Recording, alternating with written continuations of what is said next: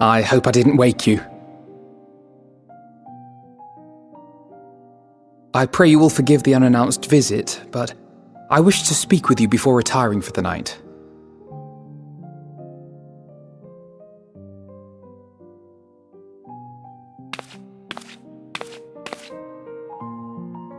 About Garlemald, and the time we spent with the people of Tertium. Dangerous though it was, I'm glad we had the opportunity to treat with Euless and Quintus. I was worried what might happen after we were collared. If they attempted to restrain you too. If they succeeded. Once more, I put you in harm's way, and for that I must apologize. Or rather, I should thank you for trusting in me time and time again. After all our journeys together, I dare say I've used every expression imaginable to convey to you my gratitude. Nevertheless, I hope these words of mine still carry some small weight. Tomorrow, our fight continues. Mayhap it would have been better to seek you out after we have true cause for celebration. But having mustered the courage to stand up to Father and achieve a personal victory of sorts, I wanted to carry on in that spirit before my nerves got the better of me. The hour grows late, and you doubtless tire of my ramblings. I have a letter for Orenvold to finish, but we'll be off to bed shortly. Sleep well.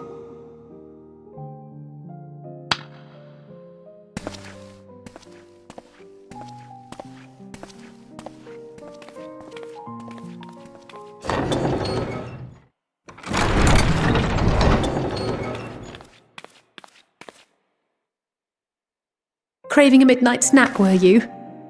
I did consider bringing a few sweets, but decided this wasn't an appropriate occasion.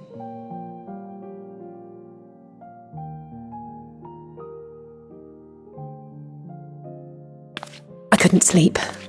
Had a few things on my mind. I know it's late, so I'll try not to talk your ear off. It's Xenos. I keep thinking back to Garlemald when he'd taken control of your body. An altogether terrifying experience, to say the least, and one that served as a harsh reminder. No one, no matter how strong or quick or clever, is invincible. Not even you. And as much as it might seem at times that you are, one misstep, one mistake, and that's that. Which is why, even though I know you've heard it 1,000 times before, I'm going to tell you to take better care of yourself. Because you really, really should. It goes without saying that we're all committed to this fight. But that doesn't mean that we need to throw our lives away. You know how I feel about noble sacrifices.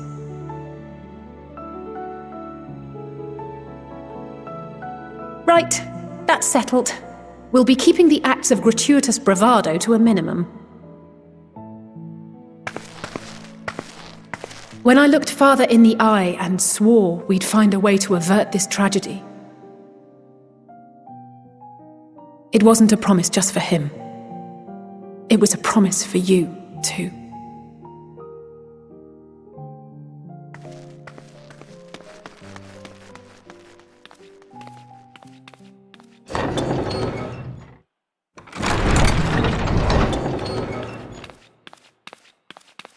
Evening.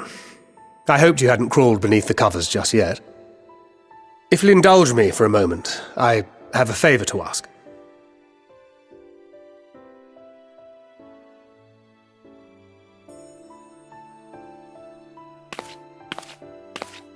Don't worry.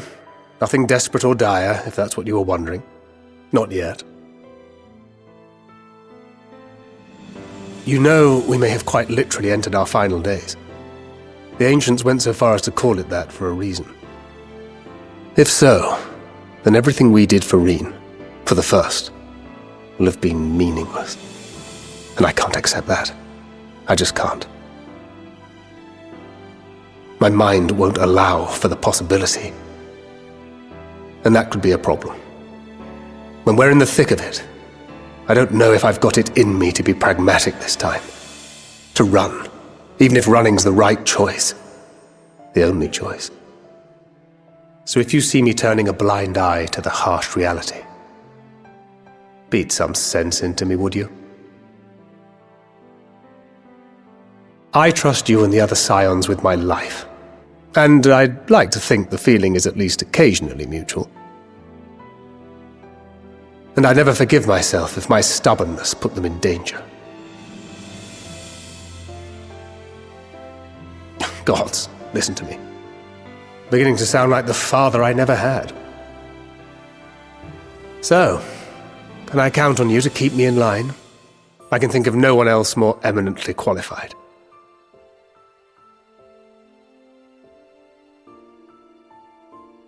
Excellent.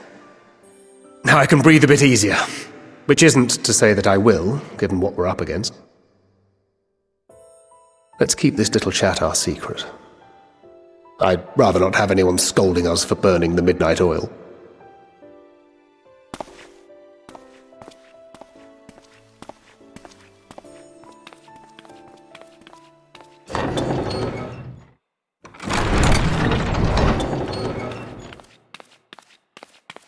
You're still awake. Good. Might I trouble you to stand still for a moment?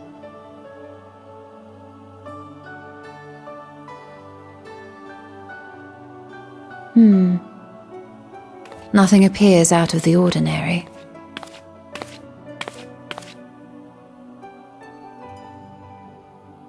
A precautionary measure. You will recall that serving as a vessel for abundant light in the First very nearly ended poorly. In your recent battle on the moon, you were almost certainly exposed to similar, if not greater, forces. Fortunately, from what I can see, you and your ether are none the worse for wear. Would that Reen were here to confirm my assessment. To think you actually found yourself in a direct confrontation with Zodiac. As if Xenos gallivanting about in your body was not misfortune enough. Did you so grossly offend every single deity in a past life that they saw fit to place a curse upon your soul?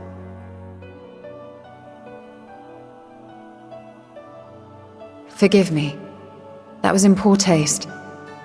I recall vividly how battered and broken it was in the depths of Amarot. Would that you could have seen it with your own eyes. Mayhap then you would understand why the greater part of me is glad you did not. It was a horror beyond description. Promise me you will be careful, that you will seek my counsel if you feel unwell.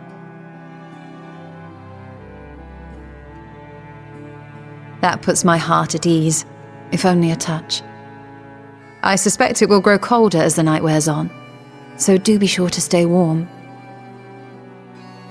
Sleep well. May the shadows keep you.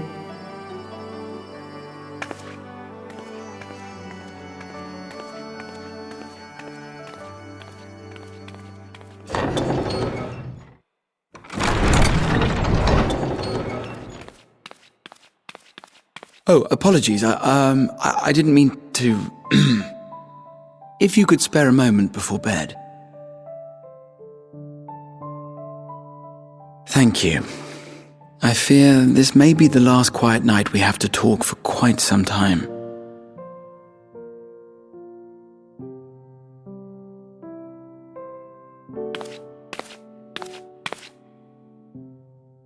I am troubled of late.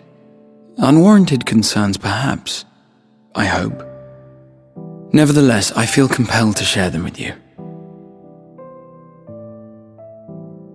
Though you have bested your enemies thus far, Xenos and even Zodiac, your victories have come at a considerable cost to yourself. No one is without their limits, and you are no exception. I worry the added weight of the final days will prove more than you can bear. It is surely too much for any one woman. But you needn't bear it alone.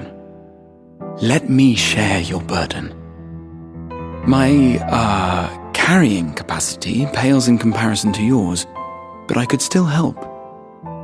Shoulder the occasional satchel from your ever-growing mountain of, baggage. You have already done so much to help relieve me of mine own encumbrances. 'Tis only fair that I repay you in kind. Of course, it needn't be only troubles we share.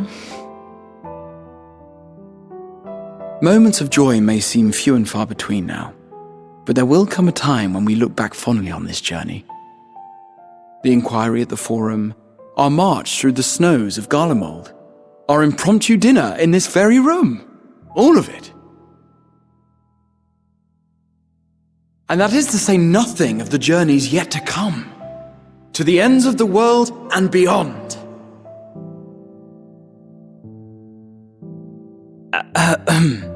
But tomorrow will be no less busy than today, and I've kept you from your rest long enough.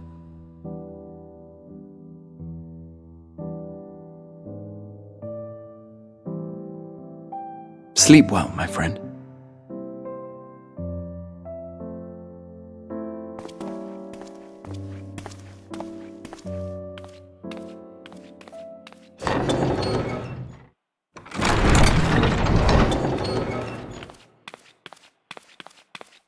You're alone. Good. The twins thought now would be a wonderful time to pay a visit to my chambers. Rather than listen to them bicker over tonight's snacks and tomorrow's plans, I seized the first opportunity to make my escape. To their credit, they decided against intruding on your peace and quiet.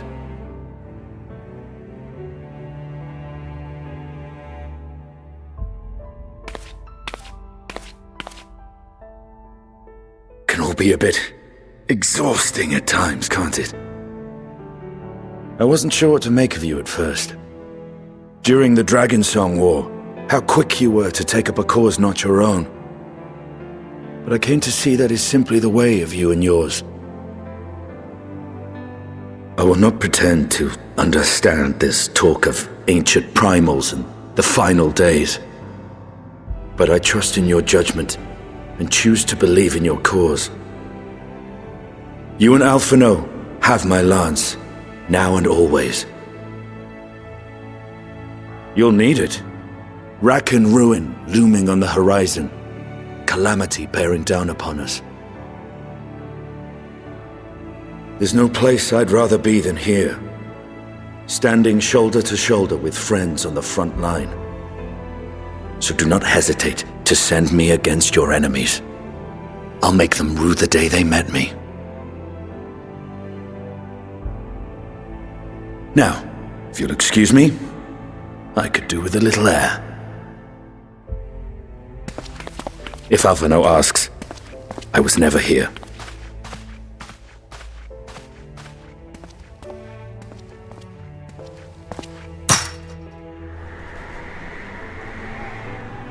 Until the morrow.